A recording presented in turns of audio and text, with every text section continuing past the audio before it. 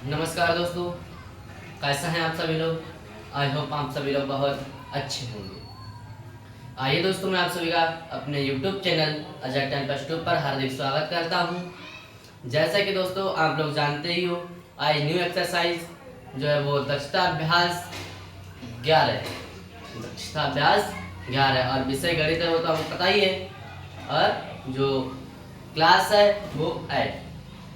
ठीक है, तो देखिए दक्षता अभ्यास में आपका पहला क्वेश्चन है, जैसे कि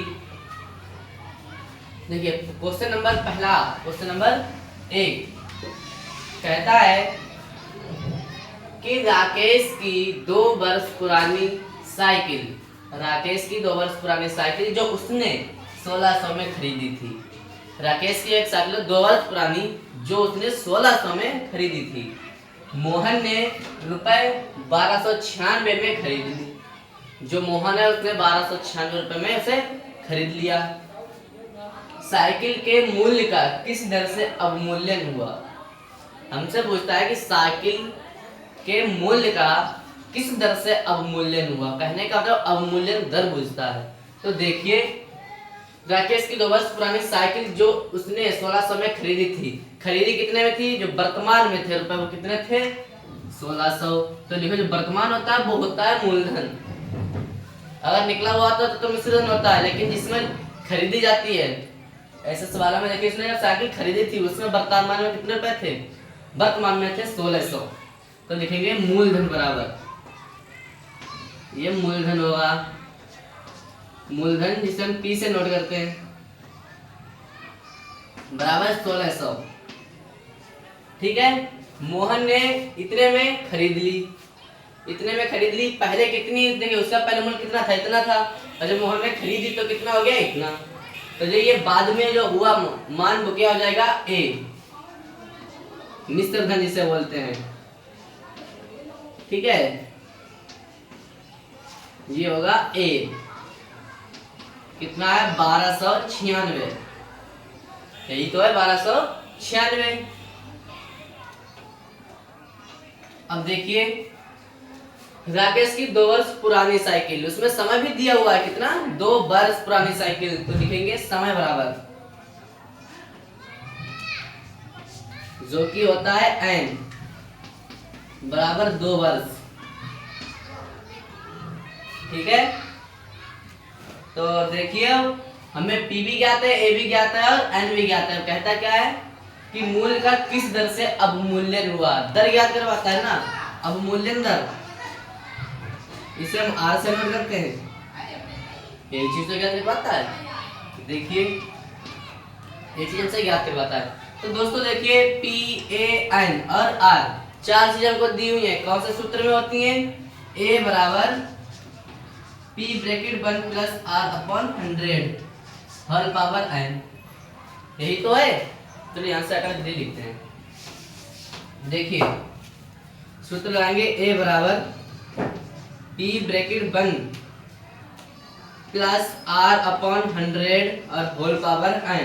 तो देखिए दोस्तों, इसमें कहता अवमूल्यन दर। मैंने आपको बताया था कि अगर वृद्धि दर होगी तो यहाँ पर प्लस होगा, अगर अवमूल्यन दर होगी तो यहाँ पर माइनस होगा, लेकिन सूत्र आपका यही रहेगा।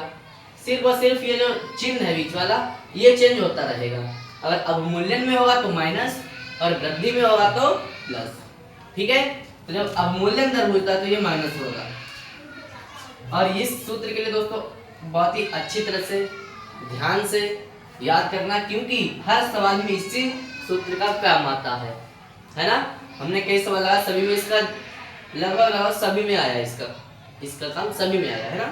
तो याद रखना है, यही सूत्र रहता है। अगर मूलधन, देखिए अगर अवमूल्यन दर होगी तो माइनस का, अगर वृद्धि दर होगी तो प्लस का। ठीक है, सूत्र यही रहेगा। बहुत माइन सूत्र है इस अभ्यास के लिए। अब देखिए, ए हमको कितना दिया हुआ है, 1296। फिर ए बराबर पी होता है, पी हमको कितना दिया हुआ है, 1600। 1 प्लस आर, आर हमको दिया हुआ नहीं है, बटे 100। जो चीज दी नहीं होती उसे वैसे ले लेते हैं। एन, एन हमको दिया हुआ है 2 वर्ष, तो यहाँ पर लगा देंगे 2। अब देखिए 1296 इसको इस तरफ ले आएंगे, गुणा में जाके भाग में आ जाएगा 1600 बराबर वन प्लस आर, सॉरी यहाँ पर माइनस है तो माइनस ही रहेगा, यहाँ पर भी माइनस आ जाएगा और यहाँ पर भी माइनस आ जाएगा, ठीक है। बटे में 100 और इसकी पावर 2, और जब इसकी पावर 2 है तो इसकी भी पावर 2 बनाएंगे। तो देखिए जो 1296 होता है दोस्तों ना, वो किसका वर्ग होता है? 36 का, वो 36 का वर्ग होता है, ठीक है। जब ये 36 का वर्ग होता है तो 36 की पावर 2 लिख सकते हैं, ठीक है। और जो 1600 होता है ये 40 का वर्ग होता है, 4 चौको 16 और 2 जीरो हो जाते हैं, ये 40 का वर्ग होता है। तो हम इनकी पावर इस तरह से 2 लगा सकते हैं। जब हम इसकी पावर 2 हटाएंगे तो 36 का वर्ग 1296 आ जाएगा और 40 का वर्ग 1600 आ जाएगा, ठीक है। बराबर 1 plus R upon 100 whole power n। अब हम घातों से घातों के लिए इस तरफ काट सकते हैं, तो घात 2 से इस घात के लिए हम काट देंगे, ठीक है। अब देखिए क्या बचा, 36 बटे 40, घातें हम यहाँ पर कट चुकी हैं, घातों से मतलब नहीं है, ठीक है। बराबर 1 प्लस आर अपॉन 100। अब हमारे पास ये चीज बची है, ये चीज बची है, तो देखिए अब इसके लिए हल करेंगे। आर का मान ज्ञात करना है तो आर वाले संख्या में इस तरफ लेते हैं। देखिए यहाँ पर माइनस है दोस्तों, ध्यान नहीं रहता है, हमको तो ध्यान नहीं रहता, आप लोग क्या है ना, ध्यान रखना, कोई बात नहीं। यहाँ पर माइनस है दोस्तों, तो क्या हो जाएगा, देखिए इसके लिए हम इस तरफ ले आएंगे, इसके लिए r बटे 100, इसके लिए हम इस तरफ ले आएंगे, और 1 माइनस इसके लिए हम इस तरफ ले जाएंगे, ये प्लस का उस तरफ ले जाएंगे। नहीं समझ में आया है ना? चलो ऐसे ही हल करते हैं सीधे, समझ में आया दोस्तों? अगर समझ में ना तो बताइएगा, समझ में आना चाहिए, ठीक है। देखिए हम ऐसे भी हल कर सकते हैं, 36 बटे 40, जरूरी नहीं कि हम घुमाएं फिराएं, बराबर। अब देखिए यहाँ पर 100 है, 1600 हो जाएगा, इसके बटे में 1 करेंगे तो इसको गुणा ऐसे करेंगे, 100 हो जाएगा, माइनस 100 माइनस, अब देखिए 100 तो है ही बटे में, तो ऊपर क्या आ जाएगा, r बटे 100 आ जाएगा, ठीक है।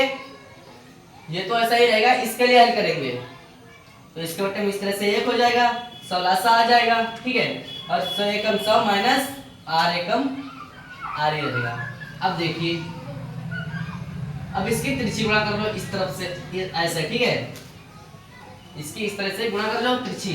अब 100 की गुणा करेंगे तो 3600 बराबर 40 की गुणा करेंगे तो 4000 माइनस 40r, यही तो आएगा,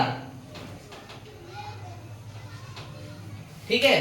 अब देखिए यहाँ पर क्या है, 3600,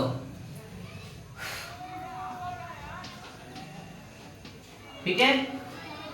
अब देखिए ये जो इधर है किस चीज के है, प्लस के, अब इधर आएंगे तो किसके हो जाएंगे, माइनस के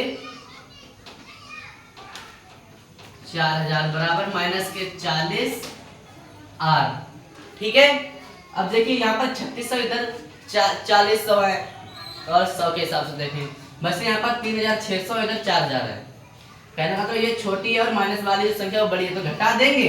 देखिए 4000 से 3600 घटाएंगे, 36 4 40, कितना बचेगा, 400 बचेगा, लेकिन बचेगा माइनस का, क्योंकि माइनस की संख्या बड़ी है, ठीक है। बराबर माइनस के 40r, अब माइनस से माइनस कैंसिल हो जाएगा, तो यहाँ पर नहीं अगर कैंसिल करते हैं तो आगे कर लो, चलो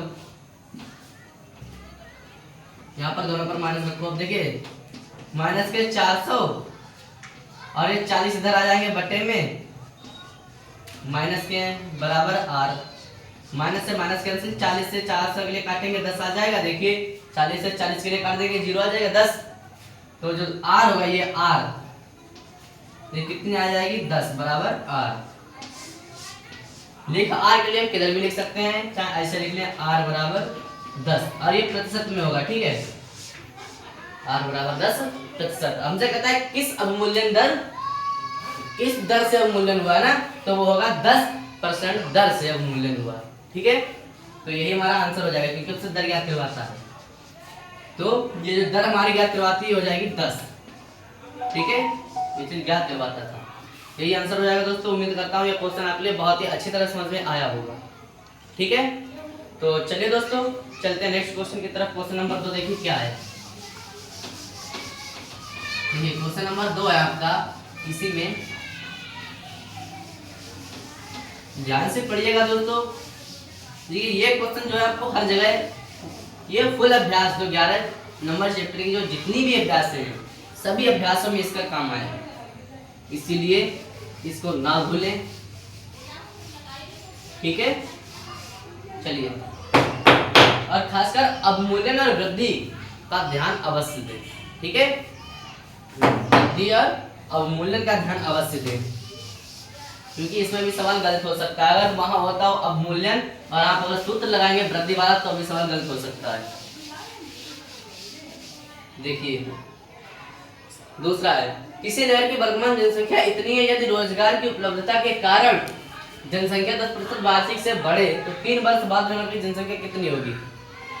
तो देखिए इस समय वर्तमान जनसंख्या कितनी है, 1 लाख, तो P बराबर हो जाएगा ये मूलधन जो वर्तमान होती है, शुरुआत में होती है ना, वो होता है मूलधन।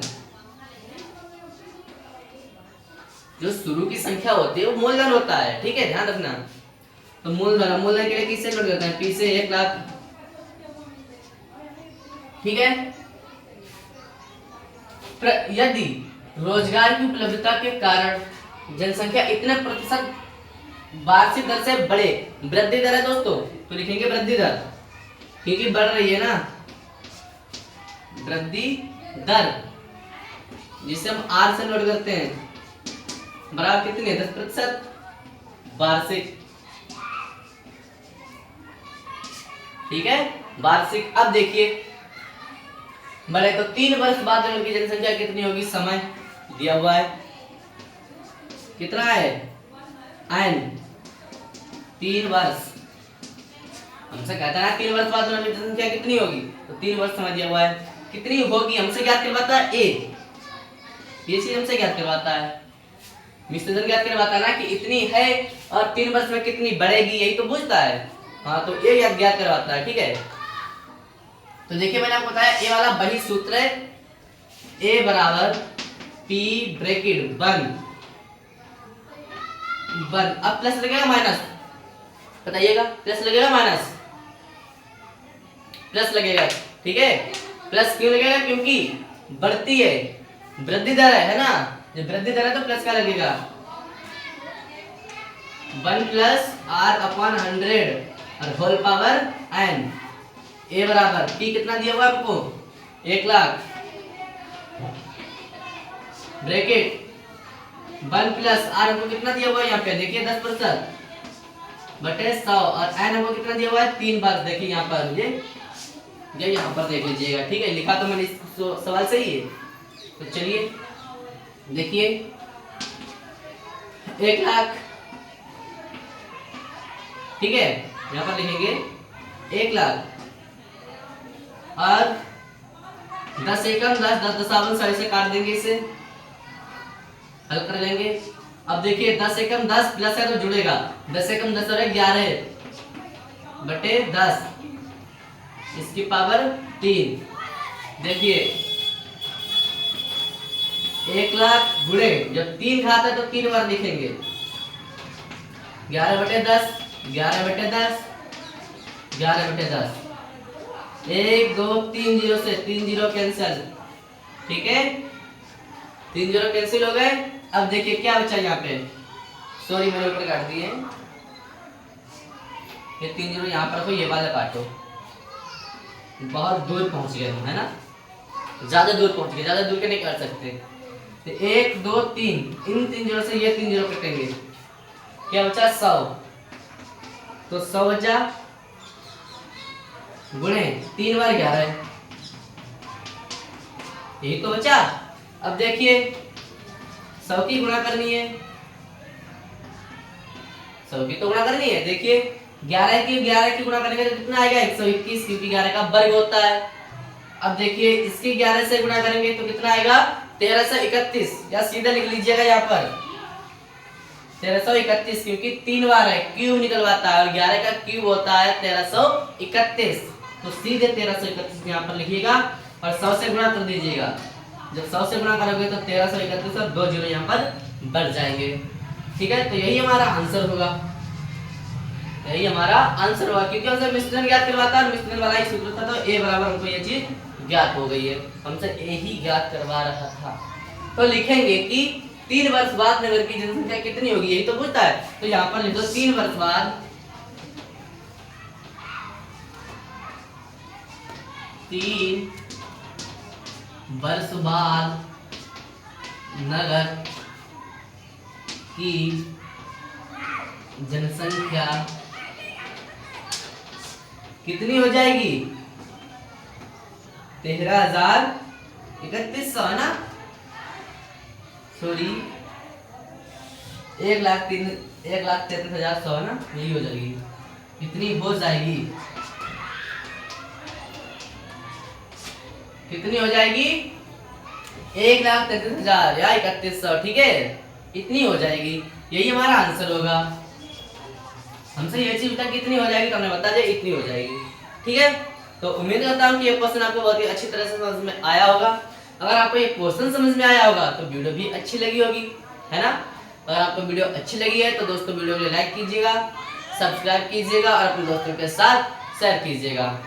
अगर इसमें आपको कोई डाउट हो या कहीं पर समझ में ना आया हो तो कमेंट में लिखकर जरूर बताइएगा, मैं आपका जैसे ही डाउट क्लियर कर सकूं, ठीक है। या इसमें से अगर कोई ऐसा कोई भी सवाल हो, अगर आप पर क्लियर जो है उसका आंसर नहीं आ रहा है या हल नहीं हो रहा है तो कमेंट में लिखकर बताइएगा, मैं उसका आंसर आपको जरूर बताऊंगा, ठीक है दोस्तों। धन्यवाद।